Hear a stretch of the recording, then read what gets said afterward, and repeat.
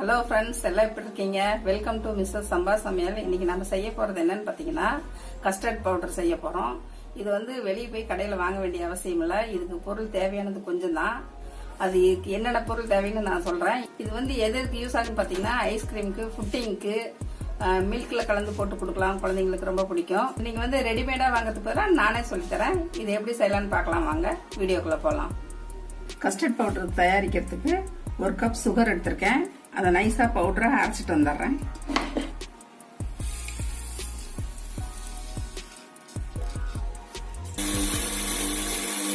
ஒரு கப் சர்க்கரை இது மாதிரி நைஸா பொடிச்சுக்குங்க.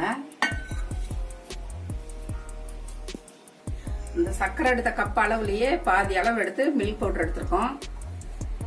அதையும் போட்டுடலாம். மில்க் பவுடர் எடுத்த அளவே கார்ன்ஃபிளவர் எடுத்துக்கோங்க.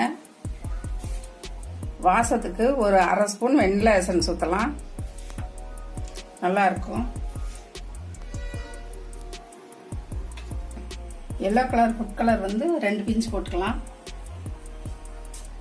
இது எல்லாத்தையும் ஒண்ணா அரைச்சி எடுத்துட்டு வந்துடலாம். கஸ்டர்ட் பவுடர் எல்லாம் ஒண்ணா மிக்ஸ் பண்ணி அரைச்சி எடுத்துட்டு வந்தாச்சு. அதை ஒரு பவுல்ல போட்டுடலாம். இந்த கஸ்டர்ட் பவுடர் வெண்ணிலா எசன்ஸ் போடுறதுனால வாசம் ரொம்ப சூப்பரா இருக்குது.